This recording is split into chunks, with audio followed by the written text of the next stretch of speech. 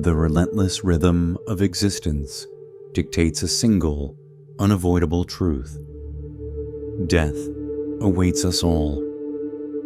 From our first breath, it lingers, an omnipresent companion, a stark reminder of time's ephemeral nature.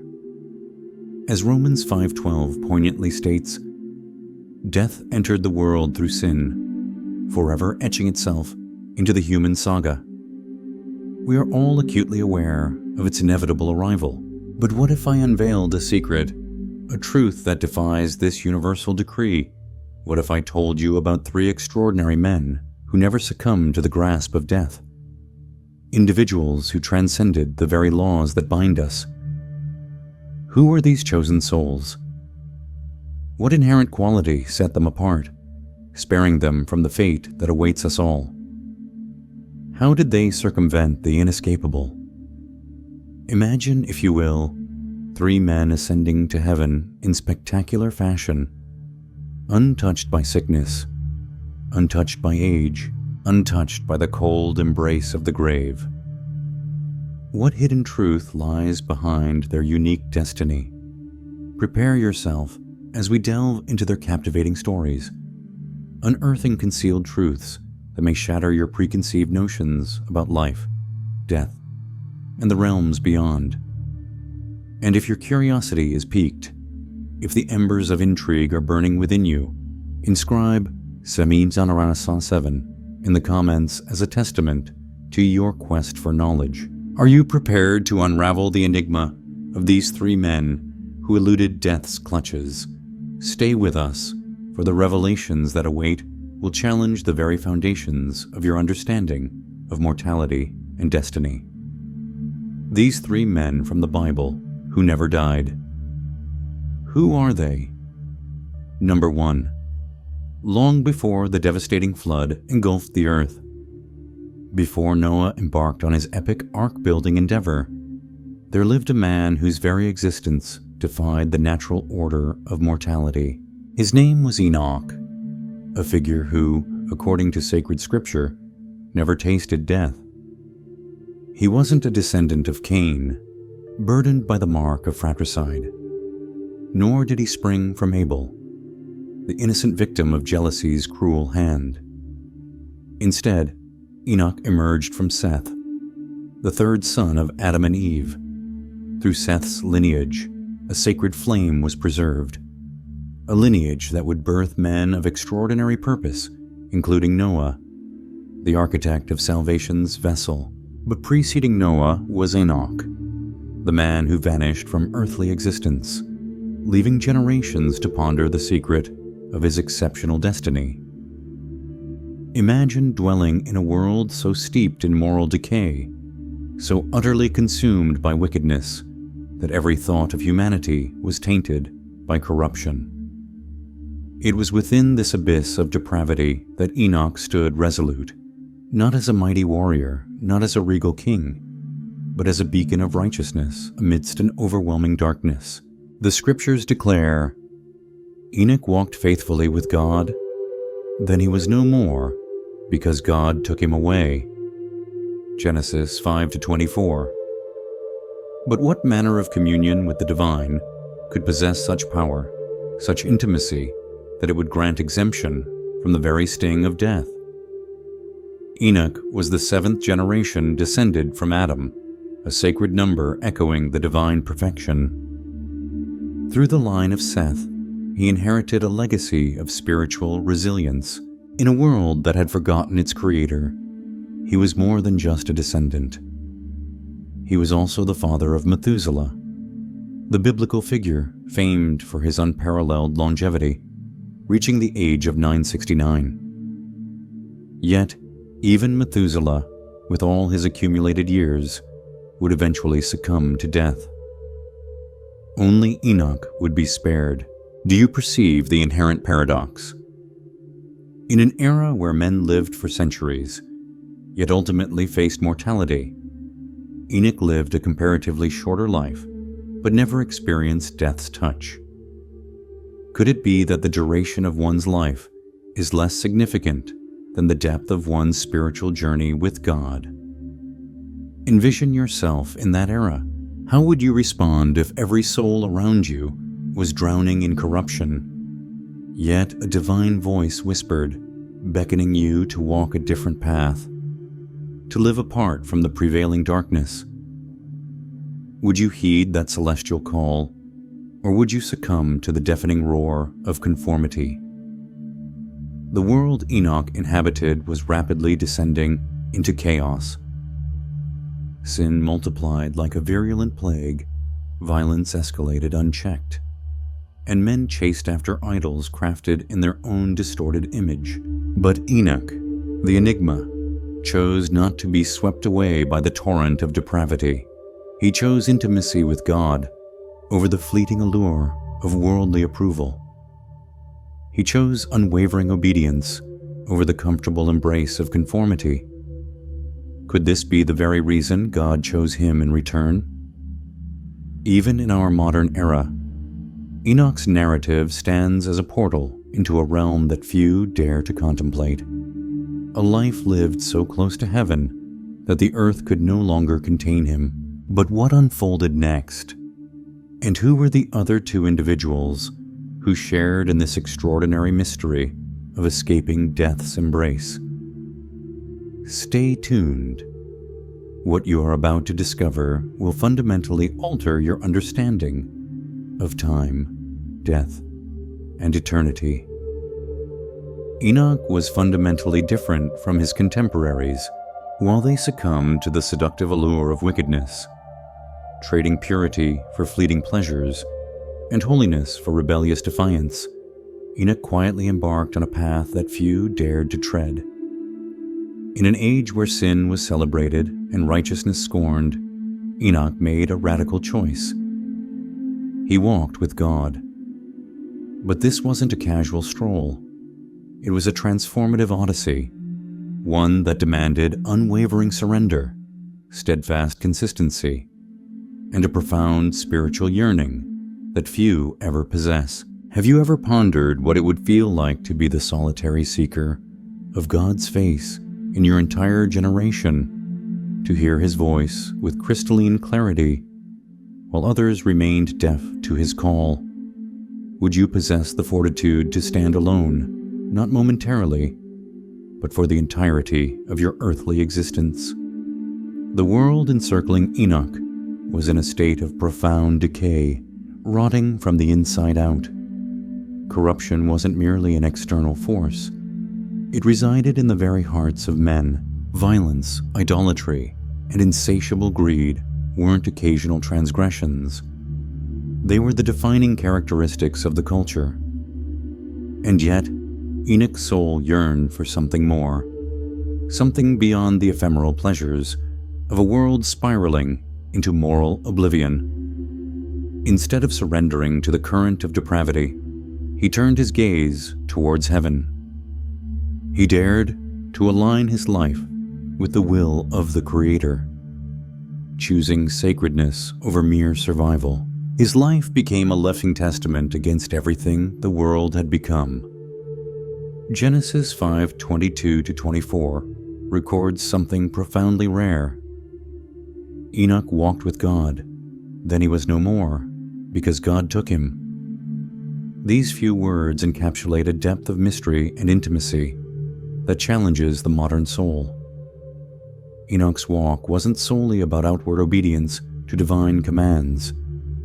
It was about fostering a profound closeness with the Almighty. He didn't simply profess belief in God. He lived in constant communion with Him. Each day, Enoch invited God into his decision-making process, his innermost thoughts, and his raw emotions. Can you envision engaging in daily conversations with the Almighty, where His voice becomes as familiar as your own internal monologue? What if your relationship with God was so profound, so unshakably personal, that heaven could no longer bear to wait for your earthly demise before welcoming you home? Enoch's life wasn't built upon grand public ministries or dramatic displays of miraculous power. Instead, it was characterized by quiet faithfulness, unwavering devotion, and an insatiable hunger to please God. He didn't seek worldly recognition, but heaven took notice of his unwavering dedication.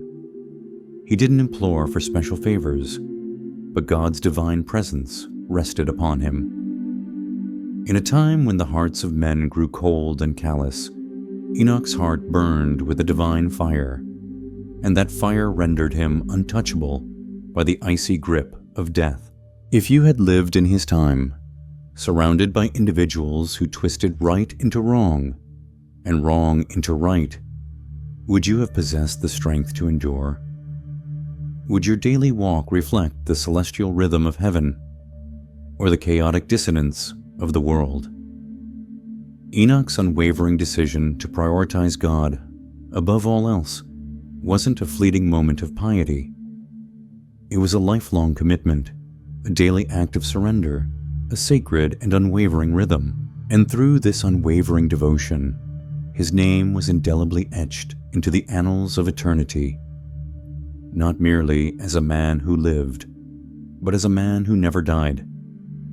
In the enigmatic dawn of humanity, long before kings ruled over sprawling nations or prophets roamed the earth proclaiming divine messages, lifespans stretched far beyond what our modern minds can even comprehend.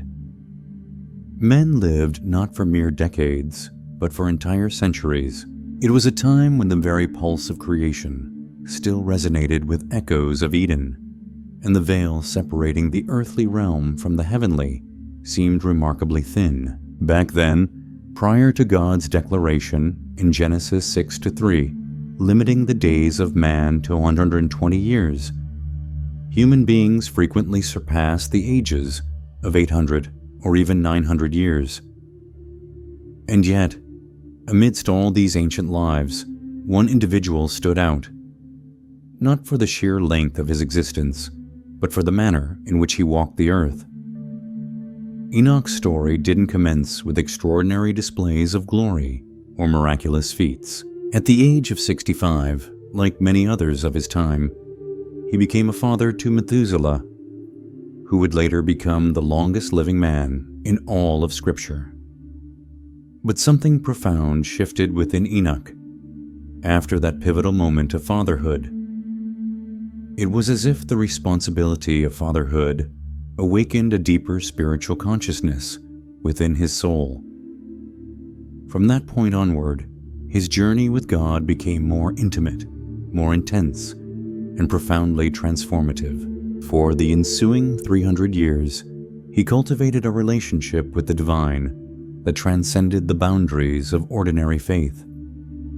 Enoch lived for a total of 365 years, mirroring the 365 days of our calendar year, as if symbolizing a life lived in complete alignment with heaven's perfect rhythm.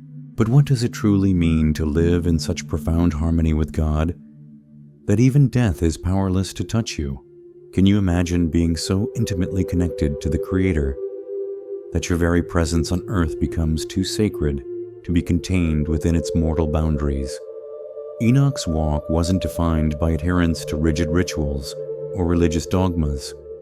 It was characterized by genuine relationship. His faith wasn't distant or ceremonial. It was a vibrant, living, and breathing force within him. The book of Hebrews later affirms this, declaring, "By faith Enoch was taken from this life, so that he did not experience death. For before he was taken, he was commended as one who pleased God." Hebrews 11:5. This profound sense of pleasing God wasn't earned through a facade of superficial perfection, but through unwavering trust, steadfast obedience, and a continual act of surrender to his divine will. Although the book of Genesis provides only a concise account of Enoch's life, his story has refused to be confined within a few limited lines. Ancient Jewish writings, particularly the Book of Enoch, sought to unveil more of the mysteries surrounding his extraordinary existence. In these writings, he is portrayed not merely as a righteous man, but as a divine messenger, a scribe of righteousness, chosen to receive heavenly secrets. These writings describe Enoch as ascending beyond the earthly realm, traversing multiple levels of heaven, and standing in the very presence of powerful angelic beings. He was granted visions of the end times, the fall of the rebellious watchers, and even the future judgment of the world. What would it be like to traverse celestial realms, hearing the harmonious voices of angelic hosts and receiving divine knowledge directly from God Himself? Could your heart even withstand such an overwhelming experience? Would your faith be resilient enough to handle such profound revelation? Enoch was entrusted with mysteries hidden from the vast majority of mankind, truths pertaining to the destiny of humanity, the cosmic battles between the forces of light and darkness, and the unfolding of God's redemptive plan. He wasn't merely an observer in the heavenly narrative. He became an integral part of the unfolding story, a vital bridge connecting the seen and unseen, the mortal and the divine. And yet, despite all his profound visions and revelations, the Bible reveals so little about him. Why? Could it be that some mysteries are intentionally designed to stir our spiritual hunger rather than completely satisfy our intellectual curiosity? Even though Enoch's earthly days were far fewer in number than those of most of his contemporaries, his voice continues to resonate powerfully through the corridors of time, not just as a man of unwavering righteousness, but as a prophet who glimpsed God's unfolding plan. In the concise letter of Jude, verses 14 and 15, unveil a startling revelation. Enoch, the seventh from Adam, prophesied about them. See, the Lord is coming with thousands upon thousands of His holy ones to judge everyone. These words carried the weight of both divine fire and the promise of redemption. Enoch dared to confront the forces of evil head-on, boldly proclaiming that a time of divine reckoning was undoubtedly approaching. But within this impending judgment, there was also a glimmer of hope for those who remained steadfast in their faith. What level of spiritual depth must one possess to receive visions of the Lord's return long before the nation of Israel was formed, long before the Messiah walked the earth? Could it be that the closer your walk with God, the more clearly you begin to perceive what remains hidden from others? Enoch's life, though only briefly depicted in Genesis, was anything but ordinary. His faith wasn't merely personal. It was profoundly prophetic. His words pierced through the darkness of his generation, and his departure from this world was nothing short of supernatural. The Bible declares God took him, not in a metaphorical or symbolic sense, but in a literal and tangible way. He was physically removed from this earth without experiencing the agonizing process of death. This extraordinary miracle is confirmed with stunning clarity in Hebrews 11:6. By faith, Enoch was taken from this life so that he did not experience death. He could not be found because God had taken him away. For before he was taken, he was commended as one who pleased God.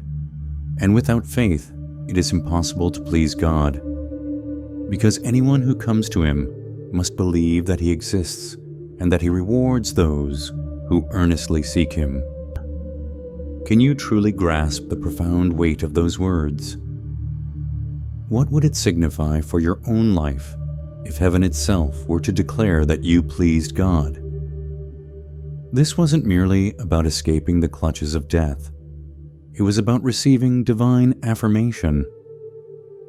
Enoch lived with such unwavering trust and such steadfast obedience that he seamlessly crossed the threshold into eternity without ever having to pass through the desolate valley of the grave. His reward wasn't simply for his belief, but for a lifetime dedicated to earnestly seeking God's presence. Even more remarkably, the Gospel of Luke traces Enoch's name through the very bloodline of Jesus himself. In Luke 3:37, we witness his name appearing in the sacred genealogy, directly connecting him to the redemptive thread that God had been weaving since the dawn of time. Enoch wasn't just a man who pleased God. He was an integral part of the divine blueprint, and his enduring legacy didn't end with his physical departure from the earth. His great-grandson Noah would also emerge as a shining symbol of unwavering faith in a corrupt and decaying generation. While Enoch walked with God in intimate communion, Noah would demonstrate his obedience to God through radical trust, constructing an ark during a time when the skies were clear, and there was no visible threat of a catastrophic flood.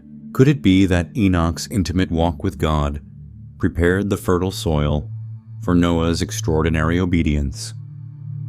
What about you? Could your hidden acts of faith today plant the seeds for the salvation of generations yet unborn? Enoch's life stands not only as a historical account, but as a living testament, a sacred mirror reflecting the eternal reward of walking in intimate communion with God. His journey wasn't simply about a physical companionship with the Creator. Every step Enoch took was steeped in unwavering faith, anchored in a profound trust that shaped his thoughts, guided his actions, and illuminated his path. His walk wasn't casual. It was all-consuming. It defined the very essence of who he was, in a generation drowning in rebellion, in a time when the world was spiraling further into sin. When evil was normalized and righteousness was a rare commodity, Enoch quietly chose a higher road, one that led directly into the heart of heaven. What would it take to live in such profound closeness with God that He would no longer permit you to remain on earth? Could your life become so perfectly aligned with the divine will that death itself would have to step aside? Enoch's story transcends the boundaries of mere historical narrative and reaches deep into the human soul. It calls each of us to examine the direction of our own spiritual walk.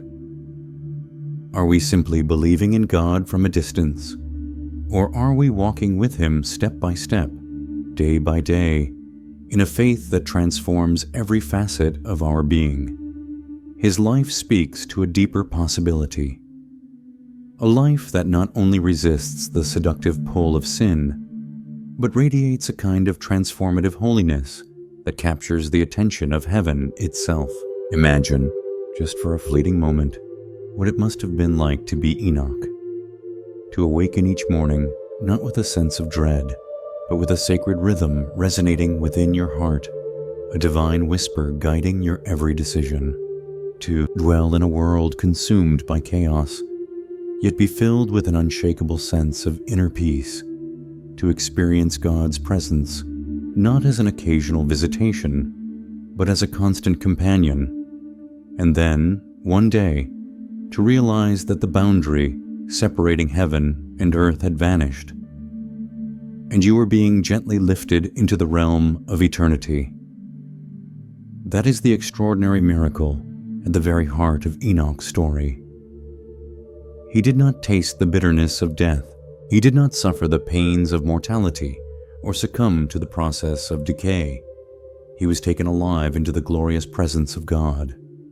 No grave, no farewell, no decay, just divine favor and an eternal reward. This wasn't a fanciful myth or a symbolic metaphor. It was a real event that marked one of the most enigmatic and powerful moments in all of Scripture. How many of us yearn for that profound level of intimacy with God? How many of us would dare to walk so faithfully that our very lives would become a living message from God to the world? Enoch's story serves as a timeless reminder that it is indeed possible, that even in the darkest and most depraved of times, one life devoted completely to God can shine so brightly that it captures the undivided attention of heaven. His legacy echoes through the generations, not as a man who cleverly escaped death, but as one who so deeply pleased God that death itself lost its power and dominion. But this divine mystery does not conclude with Enoch. There is another man whose fiery ascension from earth left witnesses trembling in awe, and whose return is still fervently awaited by many. Are you ready to encounter the second man who defied death's cold embrace? Number 2. In an era when the darkness of apostasy draped the land of Israel like a suffocating shroud, and the hearts of its people grew cold and distant from their Creator, one man dared to stand against the insidious tide.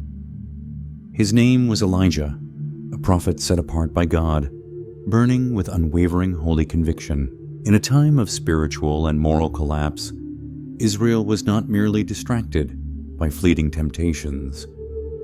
It was actively seduced and captivated by the allure of false gods. Under the reign of King Ahab, one of the most wicked rulers in Israel's history, and the pervasive influence of his nefarious queen, Jezebel, the nation had forsaken the God of their forefathers. Jezebel, a fierce and zealous devotee of the pagan god Baal, did not simply tolerate the existence of idolatry. She actively promoted and enforced it throughout the kingdom. Altars dedicated to Baal were erected across the land, reaching high into the heavens, and the voices of the true prophets of God were systematically silenced, relentlessly hunted, and brutally killed. Can you envision living in such a perilous time, when the very truth was outlawed by royal decree and righteousness was openly ridiculed and scorned? Would you possess the unwavering courage to speak out on behalf of God, when your very life would be hanging precariously in the balance? Yet Elijah did not cower in fear. He refused to bow to the seductive pressures of a corrupt crown or the deafening roar of a deceived nation. Instead, he fearlessly confronted evil at its very source. Standing boldly before the malevolent King Ahab, Elijah delivered a divine pronouncement that would shake the very land beneath their feet. There will be no dew or rain fall upon the land until I give the word. That single declaration, imbued with divine power, sealed the heavens shut. For 3.5 long years, the skies refused to yield their life-giving moisture. The crops withered and died. The life-sustaining rivers and streams dwindled to mere trickles, and the once fertile soil of Israel turned to dust under the crushing weight of the unrelenting drought. But even as the specter of famine swept through the land, God's unwavering hand of protection remained firmly upon his faithful prophet. While the rest of the nation starved and languished, Elijah was hidden away in a secret location, tucked away by the flowing brook of Kerith, where he quenched his thirst with the pristine water from the stream, and was miraculously sustained by the daily provision of ravens. Yes, ravens, those scavengers by nature, became God's unlikely and unconventional delivery service. They faithfully brought him bread and meat each day, proving that when God issues a command to creation, even the most unlikely of creatures will readily obey. What would it feel like to sit alone by a babbling stream, hearing only the gentle rustle of feathers and the soft whisper of God's reassuring presence in the profound silence? Could you truly trust God if he chose to provide for you in such unusual and humbling ways? But the brook, too, eventually succumbed to the prolonged drought and dried up completely. Yet, God's unwavering provision never ceased. Elijah was then divinely led to Zarephath, a Gentile town located outside the borders of Israel. There, he encountered a destitute widow gathering a few stray sticks, preparing to cook a final, meager meal for herself and her beloved son before the agonizing pangs of starvation finally overtook them. Imagine the utter desperation that resided in her weary eyes, the haunting resignation etched into her voice. And then Elijah audaciously asks her for a morsel of bread, but not after she and her son have eaten their final meal. First, he instructs her, "Make me a small loaf of bread from what you have, and then feed yourself and your son," a seemingly shocking and self-serving request, unless you understand the profound depths of faith that lay beneath it. Could you willingly give away your very last meal based solely on the promise of an impending miracle? Would you place your unwavering trust in the words of a complete stranger if it meant entrusting him with everything you had left in the world? The widow, against all odds, and despite her dire circumstances, obeyed Elijah's command, and the seemingly impossible happened. Her jar of flour did not run dry. Her jug of oil never emptied, defying the natural laws of scarcity. Day after day, throughout the duration of the devastating drought, God honored her unwavering faith and Elijah's prophetic word, sustaining them in miraculous fashion. In a time of widespread hunger, desperation, and hopelessness, they lived under a supernatural covering of divine provision. Elijah's remarkable journey was not only characterized by periods of prolonged drought and miraculous hidden provision, it reached its most intense and climactic spiritual moment atop the windswept heights of Mount Carmel. It was here, standing alone and seemingly vulnerable against a nation steeped in the darkness of idolatry, that Elijah dared to draw a definitive line in the sand. The prophet issued a daring challenge, a divine confrontation between the forces of truth and the deceptive allure of falsehood. If the Lord is the true God, follow him wholeheartedly. But if Baal is the true God, then by all means, follow him without reservation. With the full court of Israel gathered in stunned silence, and the 450 prophets of Baal watching with growing animosity, Elijah set the stage for a moment that would either crown him as a true prophet of God or cost him his very life. What would you have done in that pivotal moment? Could you muster the unwavering courage to stand alone in front of an angry and hostile crowd, defying powerful kings and false gods, trusting solely that heaven would answer your desperate cry? The prophets of Baal commenced their elaborate ritual, frantically calling upon their impotent god from the early morning until the late evening. They danced wildly, shouted until their voices grew hoarse, and even cut themselves, in a desperate attempt to elicit a response, all in a futile effort to beckon fire to fall from the heavens. But only an echoing silence answered them. There was no divine voice, no flicker of flame, no tangible evidence that their God even existed. Then Elijah stepped forward, not in a frenzy of desperation. So, what can we take away from Elijah's extraordinary story? It's a powerful reminder that even in the darkest of times, when faith seems impossible and the world is pulling us in every direction, God is still faithful and still capable of the miraculous. He calls us to unwavering courage, to stand firm in our beliefs, and to trust in His provision, even when it seems impossible. Elijah's journey shows us that one person, empowered by God, can make a world of difference. Now, I'd love to hear from you. What part of Elijah's story resonated with you the most?